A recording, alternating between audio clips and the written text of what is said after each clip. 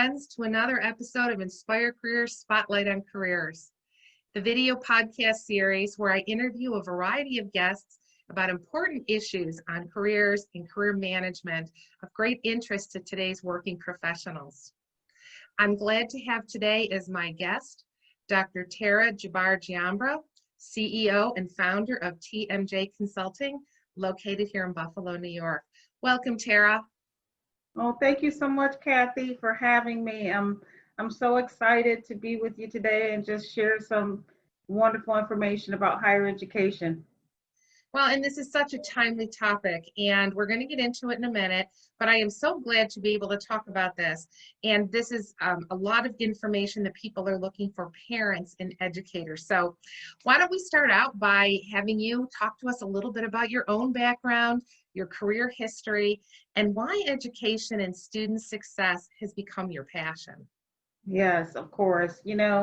My career is spanned over 16, 17 years in higher education. And it all started with one seed that was planted with a mentor who invited me to be a part of his program. And he said, Tara, you have such a wonderful gift. I think it's important for you to go on for your master's. And I hadn't really thought about going for a PhD, and he ended up pushing me for a PhD. And my first experience in higher education was as an academic advisor. And when I began to sit down and talk with students and their families, I began to have a growing passion for helping students be successful. I found that students that came in, they didn't really know what they wanted to major in. They kind of flopped around for a little bit, but we were able to get them back on track. And then my career has grown from there. I spent some years as a director of multicultural affairs, worked in an honors college, worked at advanced manufacturing, and I have my own company, TMJ Consulting, where we help organizations with student success and retention in a couple of areas. One, curriculum development and design, which is so important.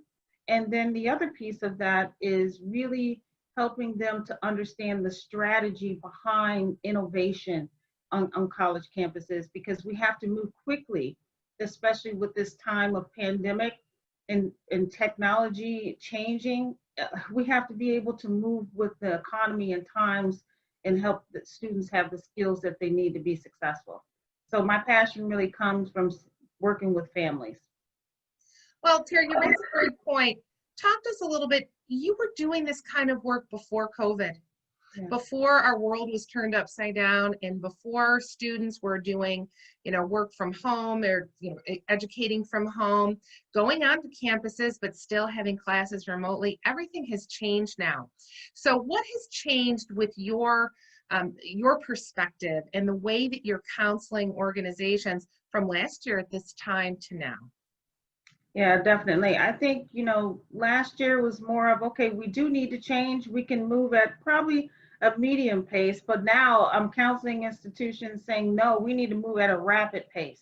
We need to really go and review the old systems and totally change them. Maybe just throw them away and start over again and start looking at short-term degrees and certifications that will give students the educational foundation that they need, but also the applicable skills that they need to go into those employment fields or entrepreneurship that they need to be successful, because the economy has shifted so much.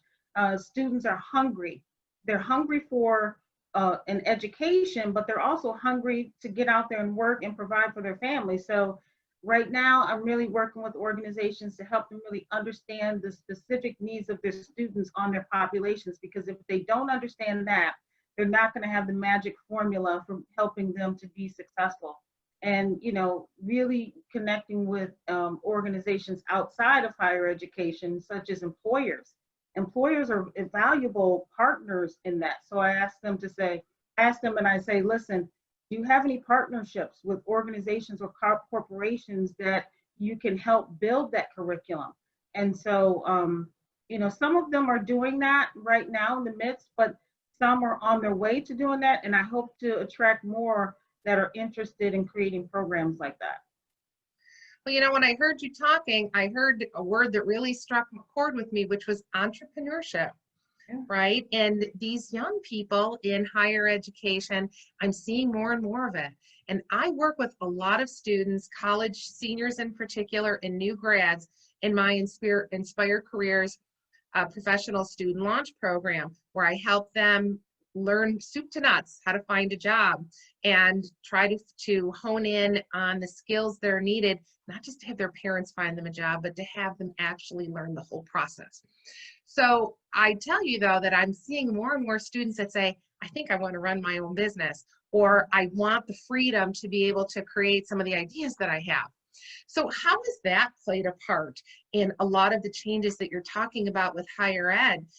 I feel like people are becoming more creative and they want to take more control over their own destiny. Yeah, I find it two ways because I still mentor as well, former students that were in my class. And, I have them come to me and they say, listen, I'm working this job. I love what I'm doing. It's great. But I also have this desire to do something else. And so I also spend some time coaching them and helping them to think about what those ideas are around entrepreneurship.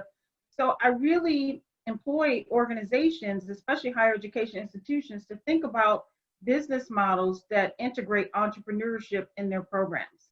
Whether it's a criminal justice program and you're preparing students for the law enforcement, what are those applicable things that students can do? Whether it's art, I mean, don't give up on the liberal arts, right? Because we still need them in the midst of the pandemic. What businesses can we partner with in the arts? And so for me, it's really about helping organizations to find that right fit, not just for the organization to continue to grow, but also to have sustainability for years to come for students and their families, because cost has become a very big issue. And families are coming to me and saying, listen, I want to send my child to college. That has just been the dream.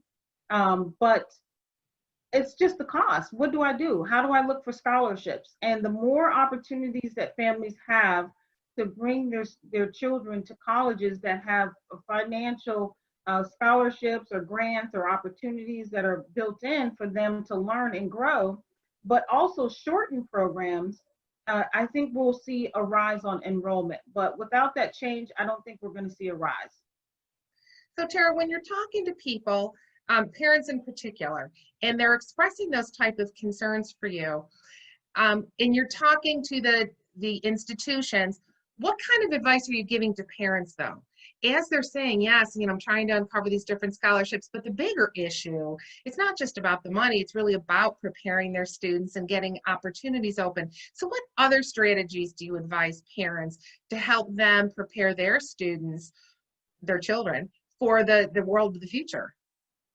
Kathy, that is such a wonderful question because, I'm a parent of a senior. So my daughter and I are having these conversations. And, one of the things that we have been talking about, and I've been talking to other parents about, is, okay, what is the desire? What is the purpose of your children or your child? What do they like to do? Just ask a simple question and start to drill down on what are some major activities? How do they want to impact the world? I think that's the first conversation that we have to have with our children. And I think your company does a great job of having those conversations as you help them sculpt their resumes. And then the second piece of that is, how do we pay for it? How do we, find scholarships and opportunities for students to grow? At the same time, find the right institution that's the fit for your child. Like for my daughter, I'll give you an example. We know that she needs to go to a small institution with small classrooms, with hands-on experience, because that is her learning style. So for parents to understand the learning style of their children is so important, because that's going to connect you to the right organization that your child can thrive and not be a statistic and not graduate, right? We want them to be successful from the beginning to end. And I think, when I'm thinking about student success and retention on both sides, it's not just about the student graduating, right? We always, we're looking at the quantitative numbers. It's about the student being able to go out and achieve the goal for their career and be able to come back and tell the story to other students and help them to grow. So it's a much broader aspect when you start to think about helping families and and parents to think about it, it's just wonderful experience. Well, you know, I find it so disheartening, and I too have, I have two children in college. One is an undergrad and one in grad school.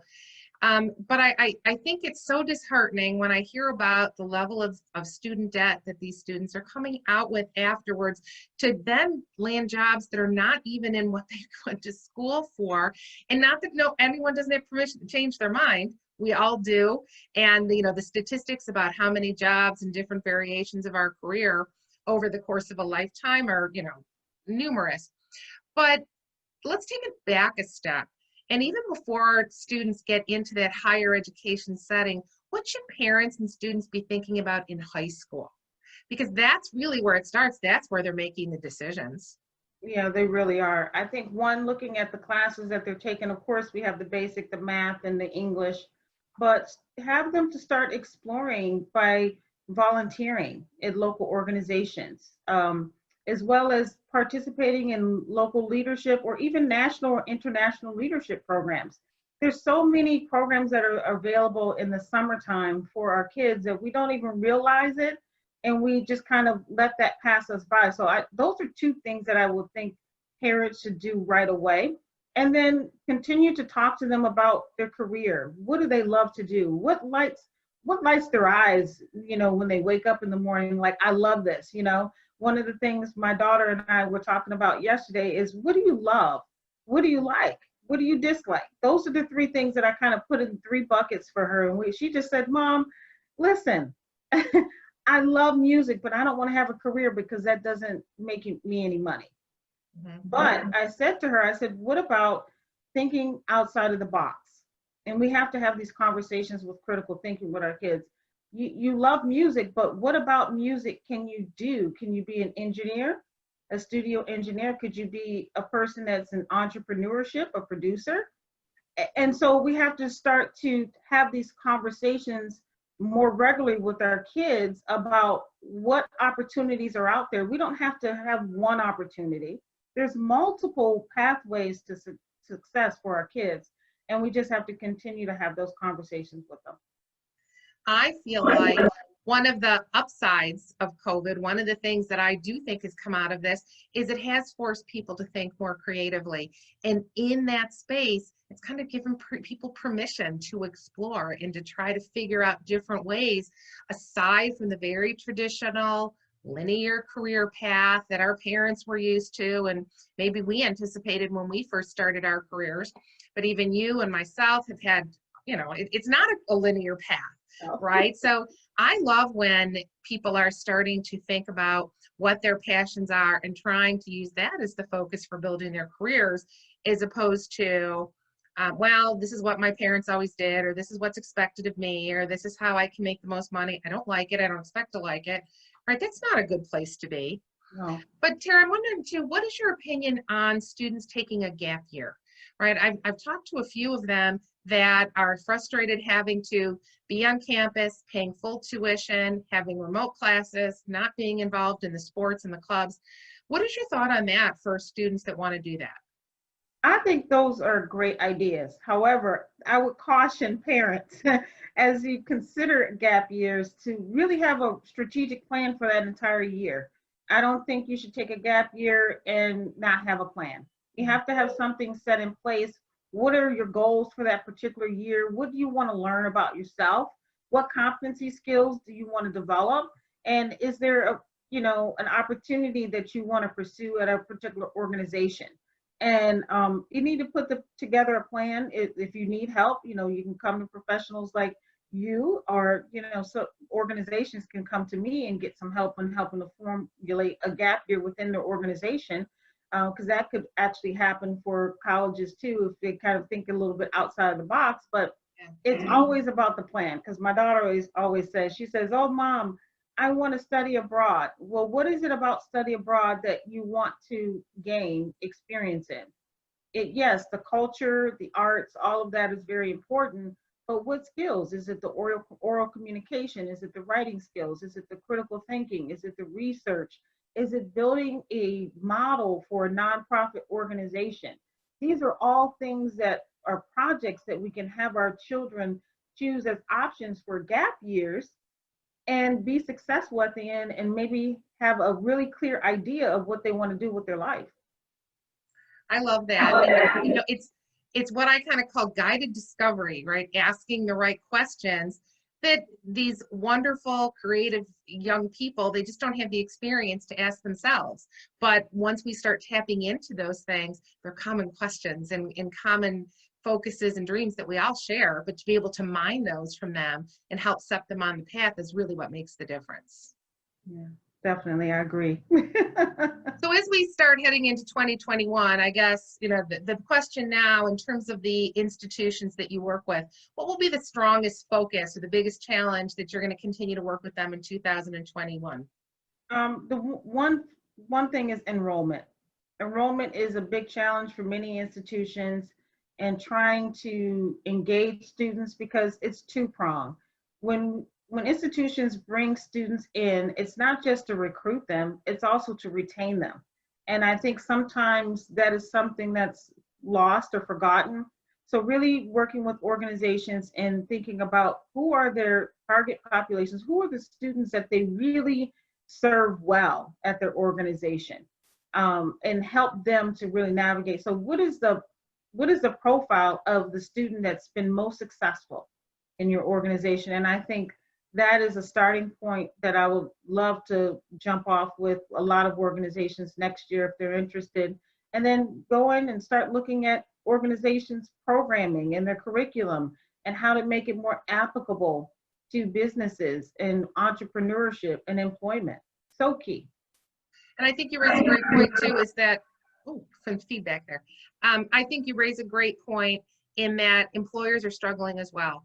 So how does higher education really help them? Because they're changing very quickly with the economy and with remote work and with contract work now is becoming, you know, the flexible workforce is becoming very strong. So all of these things have to be considered for the institutions to remain competitive and to keep those students engaged. Yeah, definitely. It's definitely something that, you know, we have to always keep our pulse on. And I'm looking forward to working with many higher education institutions, even nonprofit organizations I work with as well, to help them think about the frameworks. And I think the new normal for 2021 is collaboration and partnerships. And so I think we need to really think broadly, but also think in terms of expertise, how we can merge with one another and find that sweet spot for students, institutions, as well as employers. And that's perfect. And I think that's exactly where we'll leave it today. But Tara, if somebody wants to get in touch with you, if a representative from an organization or an institution wants to talk to you about this, how can they best reach out to you? They can give me a call at 716-800-1794, or they can reach out to me via email at drtara@tmj-consulting.com.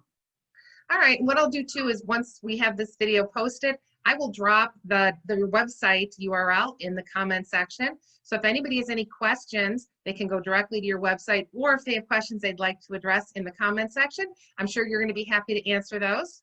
Yes, definitely, of course. Okay, great. So we can keep this conversation going. I mean, even if you don't have a student in college right now, students from 2020 and 2019 are still struggling to get jobs, and we haven't even begun yet to talk about, you know, to start the second semester of this next year. So there's a lot happening there. The institutions, I know they're doing a great job. They're trying very hard, but they need the tools, they need the resources that you can provide them to remain competitive and continue to serve the students that they so deeply care about. That's absolutely correct. And I'm here to serve whatever they need. All right, perfect. All right, we'll include that information. Well, thank you, Tara. It was wonderful speaking with you today. Thank you for joining me on Inspire Careers, Spotlight on Careers. And if anyone has any questions of Dr. Tara, please feel free to leave your information here in the comment section. Reach out to her at the information we'll post on our screen too. But best wishes to all of you as you move into 2021. And we're looking forward to great success and certainly great health and happiness into 2021. Thank you, Tara. Thank you so much, Kathy. All right. Have a wonderful day. You too. Take care.